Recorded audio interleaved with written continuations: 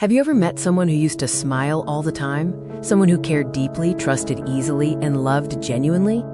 But now, they barely reply to messages, they avoid emotional conversations, and they seem cold, distant, and emotionally unavailable. Everyone says the same thing: you've changed. But what if becoming cold was never their choice? What if it was survival? According to psychology and neuroscience, many cold people were once the nicest people in the room. And the terrifying part is, the human brain can literally rewire itself after emotional pain. This transformation is a defense mechanism. Think about this. A kind person forgives, gives chances, and stays patient. This is the core problem that leads to exhaustion. A kind person's cycle often involves endless forgiveness, giving too many chances, and staying patient long past reasonable limits. But when betrayal, rejection, manipulation, and emotional exhaustion happen repeatedly, the brain begins asking a dangerous question. What if kindness is what keeps hurting me? And slowly, the same heart that once trusted everyone starts building emotional walls. This is the moment of transformation. Today, we're going deep into the psychology and science of why nice people become cold. Part 1. Nice people feel more than others. Psychologists have found that highly empathetic people process emotions more intensely. They feel everything deeper. This means kind people often overthink more, care more deeply, remember emotional pain longer, and absorb negativity like a sponge. Their nervous system is highly reactive. In simple words, the nicer the person is, the deeper the emotional wounds can go. The capacity for kindness directly correlates with the capacity for pain. And here's where science gets interesting. We now turn to the neuroscience of emotional pain. When someone experiences emotional pain repeatedly, the brain activates the same neural pathways involved in physical pain. Yes, rejection literally hurts the brain. Studies using brain scans showed that emotional rejection activates areas connected to physical suffering. So when someone says, "That betrayal broke me," their brain may actually feel damaged. By understanding this profound transformation, you may finally understand someone you lost, or perhaps understand yourself. Dangerous cycle many genuinely kind people find themselves trapped in. Many kind individuals grow up with a dangerous core belief: if I'm good to people, they'll automatically be good to me in return. But the painful reality is that life and people don't always operate on this reciprocal goodness. Sometimes, kindness is met with neglect or disrespect. Because kind people inherently hate conflict, this often sets them on a dangerous path of tolerating poor behavior. They often tolerate disrespect far longer than others would, all in an effort to maintain peace and avoid confrontation.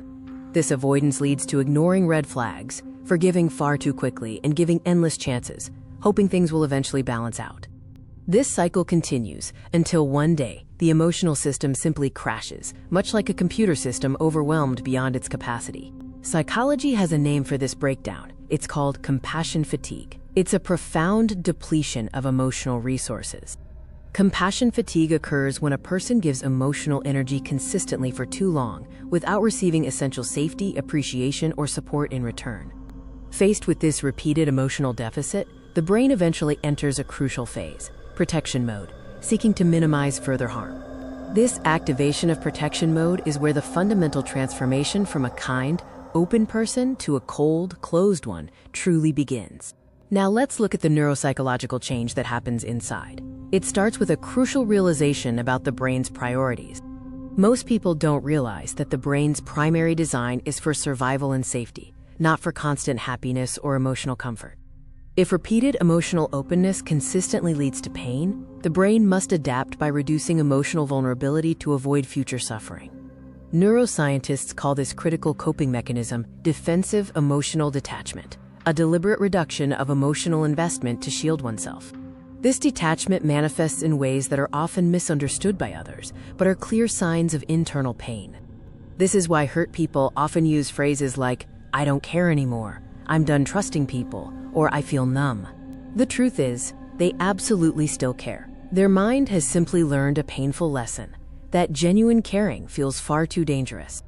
Instead of remaining soft and vulnerable, the mind initiates the construction of heavy emotional armor to withstand future relational hits. This armor isn't meant to make them mean, it's designed to keep the soft, caring core safe from further harm and exhaustion. However, to the outside world, this meticulously built emotional armor doesn't look like protection. Over time, it looks like undeniable coldness. Psychology of deep betrayal and the ways we protect ourselves afterward. One act of betrayal, especially from those closest to us, can fundamentally change someone forever. It's a wound that goes deep. Let's begin with how betrayal alters human behavior and why we start to build emotional walls. Betrayal from family, close friends, or a deep love interest destroys psychological safety. That foundation of trust is shattered. Once that safety disappears, the nervous system becomes hyper-alert, constantly scanning the environment for potential threats, preparing for the next hurt. This is why some individuals become emotionally distant, overly independent, suspicious, or completely detached after heartbreak. It's a defense mechanism. Their brain is now focused on one singular mission: never get hurt like that again. They stop opening up because their emotions are now associated with danger. Next, we explore the emotional toll of hiding this pain behind a facade, the mask of "I'm fine."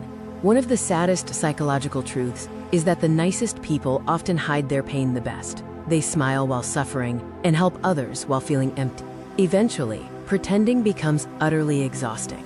Instead of trying to explain their pain to people who never understood, they simply go silent. Coldness is sometimes just silent exhaustion. It's a disappointed heart and a brain that grew tired of constant emotional survival. This leads us to the critical shift, the moment kindness turns into a necessary form of self-protection. There is a painful realization in many lives. Being too available destroyed my peace. This realization changes everything. They stop chasing people, stop over-explaining, stop begging for respect, and stop tolerating toxic behavior. This radical change is self-preservation. To outsiders, this looks cold.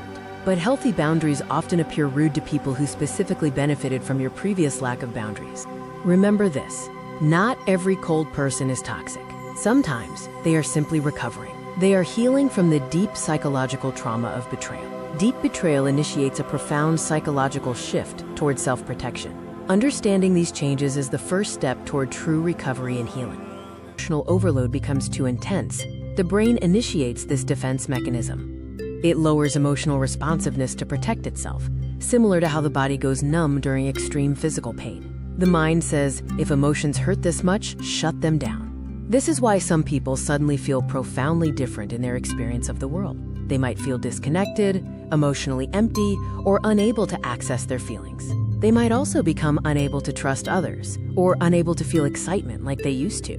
They aren't heartless. Their nervous system is simply overwhelmed. Psychologists believe that many overly nice people, who later become distant, develop this behavior during childhood. Maybe they learn that pleasing people avoids conflict, being useful earns love, staying quiet keeps the peace, or sacrificing themselves makes others happy. As a result, they became caregivers for everyone else, constantly attuned to the needs of those around them. But eventually, constantly prioritizing others while completely ignoring their own needs creates a state of severe emotional burnout. This pattern of constantly prioritizing others while neglecting self-care takes a massive toll on the nervous system. When burnout reaches its limit, the personality changes. The warm, caring person becomes distant, not because they stopped loving, but because they realized nobody was protecting them. The hardest part of this transformation is the internal struggle. Cold people often hate what they have become. Deep inside, many still long for the warmth and connection they once offered the world. They still want loyalty, still want trust, and still want genuine love. But there is something that keeps interrupting this desire. That interruption is fear. Once someone experiences enough emotional pain, their brain starts expecting disappointment. This is where the behavior changes to prioritize safety over connection. These powerful expectations of disappointment are what fundamentally shape their behavior and create safety mechanisms. And this is precisely why some people push others away before getting attached, because to a deeply wounded nervous system, it simply feels safer. Seems cold, ever truly open up and become warm again?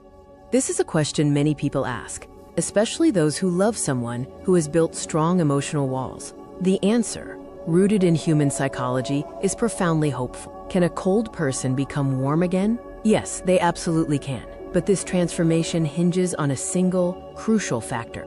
That condition is emotional safety. They must feel emotionally safe enough to lower their defenses and allow themselves to be vulnerable once more. Safety is the catalyst that changes people. A healthy, consistent environment can slowly but surely retrain a nervous system that has been on high alert for too long. A healthy environment provides the necessary input to help rewire the automatic defensive reactions that characterize emotional coldness. Real loyalty heals suspicion. When someone consistently shows up and proves they are trustworthy, it begins to dismantle the deep-seated suspicion carried by a cold person. Consistency heals anxiety. Predictable, reliable behavior provides the solid ground needed to alleviate the constant worry that their emotional safety is about to be shattered. And true understanding heals emotional distance. When a cold person feels truly seen and validated, the need to maintain distance slowly dissolves. This transformation isn't just behavioral, it's backed by powerful neuroscience. The brain is literally capable of rebuilding. Neuroscience proves the brain can, in fact, rewire itself through repeated positive emotional experiences. This is the foundation of long-term emotional healing. This phenomenon is called neuroplasticity. It means the brain is capable of literally rebuilding trust pathways that were previously damaged or shut down. However, this healing takes time. People don't become cold overnight. They transform after years of disappointment, and undoing that takes patience and consistent effort. Now, let's shift our perspective on what coldness truly represents when you encounter it.